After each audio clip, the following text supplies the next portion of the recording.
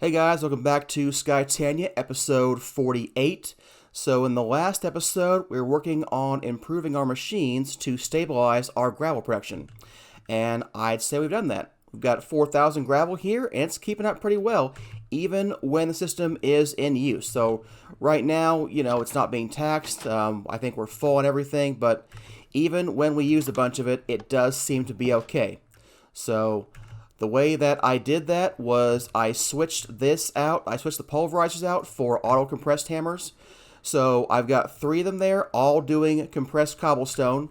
So with that, we're getting 3 times as much for the same amount of time, and it's only slightly slower to do the auto hammer than the fully upgraded pulverizer, but it's almost a third of the energy. So that's doing pretty well, I think. I did separate the pulverizers and furnaces that do on-demand crafting from the ones that do automated crafting for the ores that we get. That will make them a little bit faster too. Everything is resonant tier and has full upgrades, and that includes the dynamos that are downstairs. So they're all resonant tier and have their full upgrades too. So all of our machines now do 600 RF per tick, other than this guy, which does 840 RF per tick. Is that right? Yeah, 840. Right now, they're all pretty much just sitting here waiting because we have too much power we're not using. So we could flip off some of the generators again. I probably should do that. Yeah, maybe flip off you and you. And you, I don't know. Or leave them. What does it matter? The only thing I have any concerns about is the amount of tree oil. We've burned through our resin. We've got a little less tree oil than I had before, but I mean, this is a backlog of 10,000, or up to 10,000, over our system, which has 64 buckets already. So, and then plus this guy, so 16 buckets. We've got a lot of tree oil. But maybe we should put resin in the system as well, and get a backlog of that if we end up using a lot of power. Now, right now, I don't see that happening, but I don't know. It could. So, what else did I change between episodes? I did go ahead and add a detector for the flower farm. So, I made all of the auto processing recipes use the white flowers. So, he is detecting whether we have more than 256 of the white flowers. If that's true, he will turn off this guy, and he'll stop breaking the flowers, and the system will stop. So, rather than a lever, he will do his work automatically. So, that's a lot better. And I made that manual farm. I got rid of it. It's now a farm for cactus and sugarcane and pumpkins and melons. So, basically, it's the same thing we had originally with the one set of sugarcane and that one cactus. But instead, we have, a set for each one. I did 2 rows of cactus because you can't plant next to each other. So, 10 cactus, 10 cacti, and then 9 everything else. So, not sure how it's doing, but it's running pretty well. I think it's keeping up okay. And these all have bore resistance lenses on them. And I've got the 1 timer pulsing every minute, which seems fine. After I did that, these guys were a bit crowded, so I moved them a little bit. So it's still fine. Everything still works over here. So that's all good. Alright. What else is going on? So these guys over here have sparks, which have recessive augments. And this guy's a spark, so all of our excess mana that doesn't get used by the bore pulses will go in here. So we won't waste any of our mana. We'll just get it over here and then, I don't know, do something with it. Not sure what, but something. So, yeah. Everything else, I think, is pretty much the same. So, what are we going to work on for this episode? Well, my plan is to use this wheat and potatoes that we've been farming and work on an automated Gormarillus. So a Gormarillus is a flower that eats food and generates mana. we've got a big open area over here, and these guys will need more mana eventually, so we should fill those guys up. And also, this guy has no mana in him, so, you know, if I wanted to get more living rock, living wood, which I could do, but I have to go fill up these pools right now, it'd be nicer if we didn't have to come do that. So let's set up a Gormorellus over here that can transfer some mana around this area. Alright, so what are we going to need for that? I am copying a design I saw from a channel called Danny and Son. He did a whole Botania series, and it was pretty great. So he had an idea for a Gormorellus setup that I thought worked really well, so I'm going to steal it. Thank you, Danny and Son. I appreciate it. Okay, I've made a list of stuff that we'll need, so let's see what they are. We're going to need a couple of pulse mana spreaders. So let's get 2 of those guys. Yeah, okay, it's using the right photo. Okay. Want to make sure of that. We're going to need a mana pool. We've got some of those already. We may want extra ones. We'll see later on. We're going to need a Gormorellus. I don't have one of those right now, but need an Elven mana spreader. We're going to need a lens. We're going to need a potency and a velocity lens. And we're going to need a couple messenger lenses. So let's teach system how to build those. So there's the messenger lens. Do you know how to make potency lenses already? No, you don't. Alright, let's teach you how to make those guys. And then velocity lenses. Alright, let's dump those in there. So, can you make those lenses now? Yeah, here we go. So we're going to need 2 of these guys, 1 of these, and 1 of these. Okay. The potency velocity is going to be combined into a single composite lens with a slime ball, so let's get that going. Alright, for the food source we have right now, this lens probably is necessary, but I'm going to go ahead and do it. It'll be fine. Alright, what else do we need? We need a couple of droppers. Do I know how to make droppers? I do, good. We're going to need open crate. We're going to need a couple of hovering hourglasses. Need a couple of buttons.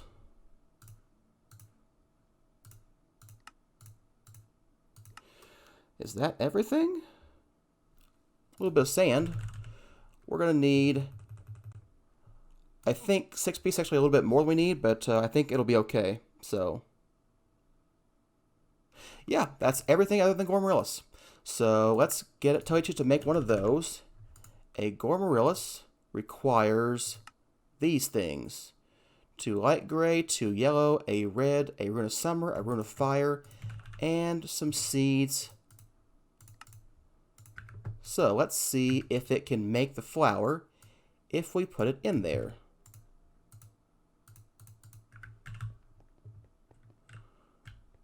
Alright, I got rid of the vacuumulator, so I should be able to make a Gormorellus now.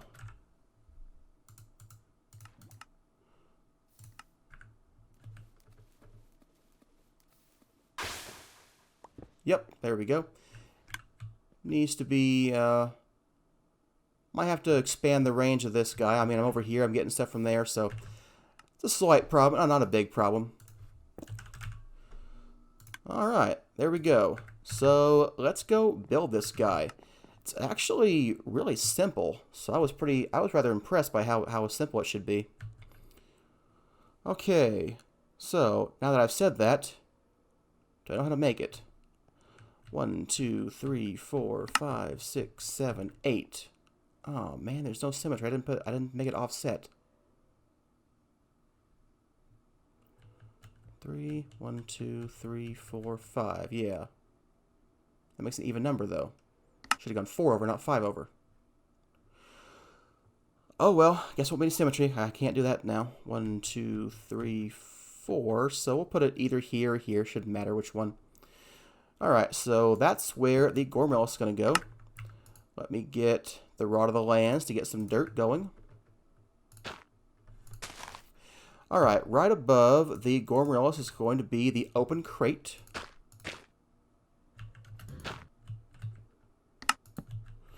Alright. Oh yeah, I always forget that when I'm dirt pillaring with dirt close by. Alright. The droppers are going to face into the open crate. So let's rotate them with one of the forest. That seems right. That seems not right. That's not right. That was almost right. That's right. Okay. So when you see that they're empty on that side and they've got the line, the little gray rectangle on this side, you know they're pointing in the right place. There we go. Okay, so hovering hourglasses are going to go here and here. And we need a block. Let's get some cobblestone, because boy, cobblestone looks amazing, doesn't it? Don't you wish you could use it everywhere? Just the best building block ever. Okay, so now in the video that I watched, he seemed to have his Gourmarillas like directly beneath the open crate, but that did not work for me. So I did have mine in a little bit of a hole down there, but I don't like the way that looks. I like it better like this. So I'm going to raise them up and hope I can get the rest of them working okay. So, we'll see what happens. Okay, so now we take our Elven Mana Spreader, place it right here. Put the mana pool right here. Let's go ahead and make sure it's bound. Put that in bind mode. There we go. And make sure we've bound the Gourmarillas properly. Now we're going to take our Pulse Mana Spreaders, and we can put these lenses on now. And let's bind these guys. One of them's going over here, and one of them's going over to this timer. So when you send a Mana Pulse to a timer, it stops the timer. I did not know that. Okay, the buttons are going to be to manually activate or deactivate the system. And this is pretty much what's going to go on for the design. So all I need now is some redstone.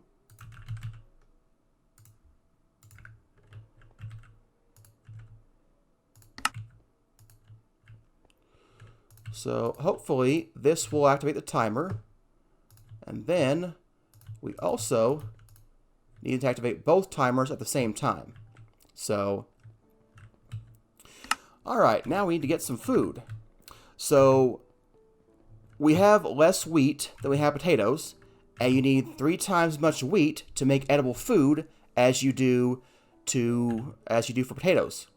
However, Tiny Progressions adds a food item called sliced bread. And while it only has 1 food point, it's in other words not good food, you actually get 10 of them for 1 slice of bread, which is more than 3 times as much food items as you get. So, although we won't have as much food, as much good food from the bread as we will have a different food source. And the Gourmarillas needs to eat different sets of food or it gets bored and stops making mana. So you can't feed it potato after potato. That will not work. But we can get potato, then bread, then potato, then bread, alternate it back and forth. That is okay with, just not the same one every time. Okay, so first of all, we're going to need some mana in our little guy. So let's get a potato. And we will just feed the Gourmarillas. Nom nom nom nom nom nom. It's a little bit of mana, and it goes in our Pulse Mana Spreaders. This will allow us to lock our timers, which we want to do right now. We don't want them pulsing right now. Now, how do we want the sand set up? This was a bit confusing for me at first, but the dropper, where you have the food that is consumed more quickly, you want the shorter timer. So, if I have the 2-second timer in there, this is where I want potatoes.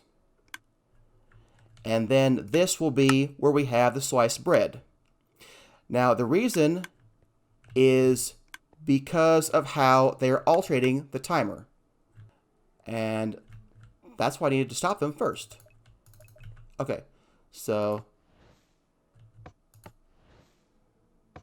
Alright, so now they should be locked. So, potatoes over here, bread over here. You can see the time is not going. And hopefully, this will click these guys.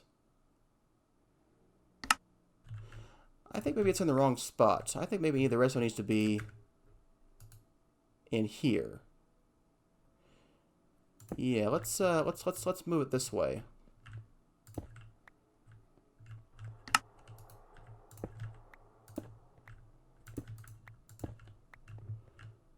Okay. That looks better. Okay. Alright. So let's try that again. So both timers are now stopped. So let's put some food in each one. So the Gourmarillas takes the amount of time equal to the number of meat pops you get from a food. So baked potatoes take about 3 seconds. And the bread slicer are going to take about 1 second. I made it 4 and 1 just in case. Or 4 and 2 just in case. So you are my 2-second timer, which means you are potatoes. And you are my 2-second timer, which means you are bread. And the reason is, we're going to drop a food item, and then this redstone is going to stop our timer. In other words, we will be dropped because we trigger. We'll have a full timer, but we'll be stopped. But we'll start the other timer. And that's why we need the shorter timer on the opposite dropper. Hope that makes sense. Took me a minute to figure that, to understand that. Okay, so all we have to do now to fix the system, to kickstart it, is pulse one of these guys. There you go. Drops of food. Stops the timer. Yeah, there we go. And now he's eating. And yeah, that's a Gourmarillas. So that's the automation for that. He's going to get, you know, a bunch of stuff. What we will want to do is put sparks on all these guys and get recessive augments and whatnot. So, yeah, that'll be a good thing. So, we'll want to empty this pool and make them diluted mana pools now that we don't have to fill them up. So, we'll go get some of that, and I'll be right back. Alright, so this mana pool has a recessive spark augment. So whenever he gets mana, and you can see we're getting a bunch of mana just this little bit of time right on now. I mean, you can see the blue line already, and you never see that almost at all, even after a full run of the Thermalily. So he's got a spark with a recessive augment. These guys are now diluted mana pools. They've got a spark on them, so it fills this guy up, and it fills this guy up, and it fills this guy up, and unfortunately this guy is just too far away to fill up, so I put a dominant spark on him so he'll draw from him.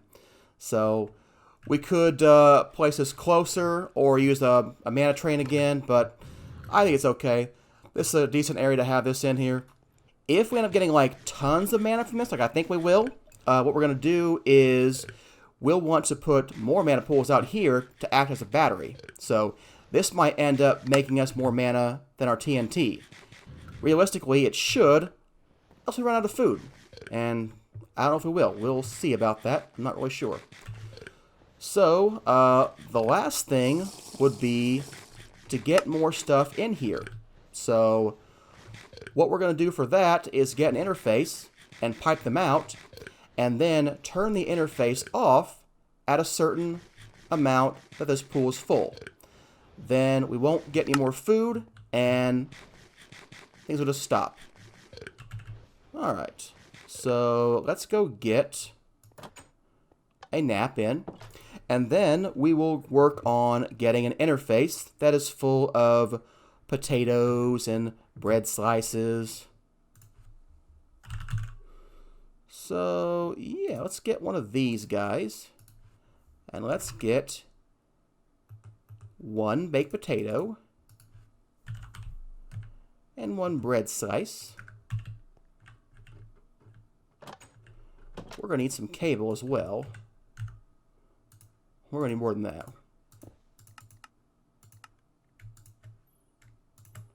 Okay. So let's see here. I'm thinking we'll just pull it out right from here. I don't think... You know, I don't want it there. No, that's not going to work. Well, it would, but I'd have to put the comparator way over. I want to put the comparator closer over here. So we want a comparator on this guy. So let's get that. Make a comparator, please. Thank you. Should probably keep those in stock too, as often as I use them. Alright, so yeah, what I want to know is how full you are. And if you're like, I don't know, 14, we'll stop this guy from running. So we're going to need a structural duct and a redstone relay.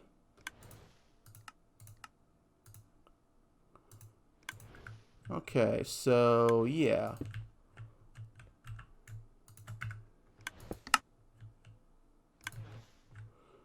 Alright, you are the input, you are the output, and you're going to be a threshold. You have to be greater than or equal to 14 before you stop. So, you are only going to work without a redstone signal. So, let's start figuring out where we're going to get that stuff going from.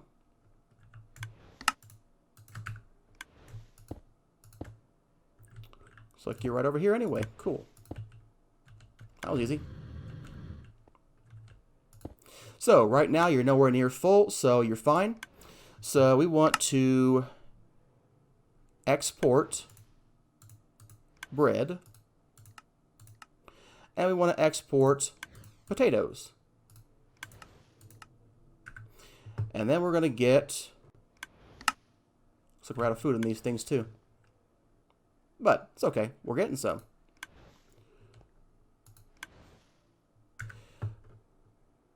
We're actually going to want a stack of these things, I think. We're going to need to keep these full because it's going to take some time to travel from here to up there. So let's get a bit more. At least half a stack.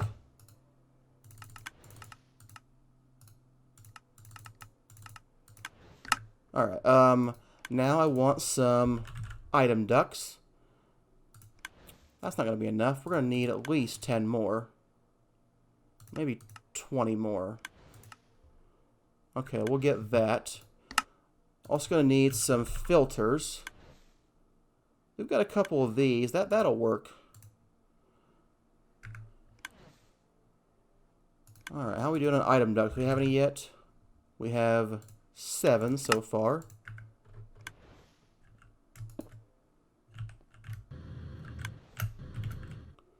Let's see, actually we can put them in the back right here. I have to go all the way up to there.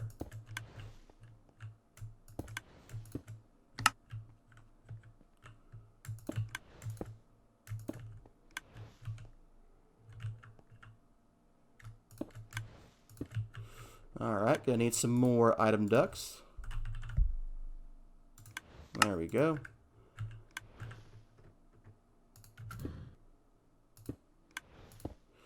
Okay, so now we need to filter those guys. I will need a potato.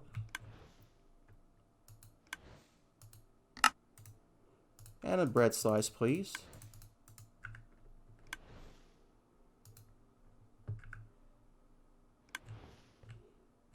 And let's get our filters in here.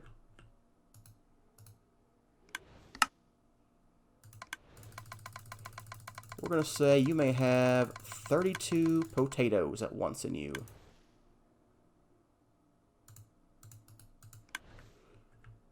Filter that. Actually, it won't matter. We could already put them in there because there's nothing in there they can have right now. They can't be, they're not pulling out. And you may have 32 bread slices. Alright. That, I think, should be good. Yeah. And you are going to be a servo. Got one of these guys. That's fine. Alright. None of these things really matter, I guess. Alright, there we go.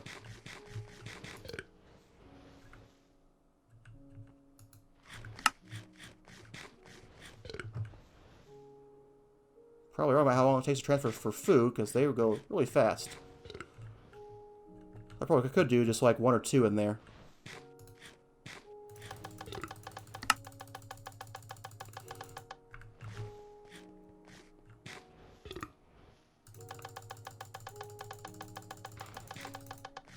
Alright. So, when this mana pool gets close to full, which looks like it's going to do pretty easily, let's run out of food. I mean, that's a possibility. Not sure. I mean, it's eating food. It's eating 2 pieces of food every 6 seconds. So, you know. How is that going to work long term? I don't know. We'll see. Got 2,000 right now. I guess we'll see if I have more or less food later on. I mean, it's going to be less, obviously, but how fast will it go down? I do not know. So, there we go. That is an automated Gormrillis using our food farm. And hopefully that'll get us a lot of mana, and maybe we'll put the train under here and take him over there and get rid of the TNT setup. I mean, it's working fine, so, you know, don't need to worry about it right now, but could do better. The one thing I did notice about this was that if we are really backed up and trying to make a lot of items at once, the hoppers are a bottleneck. They can only drop 1 item at a time. So if you're trying to get like 64 gunpowder or 64 sand, it just can't keep up. It just backs up.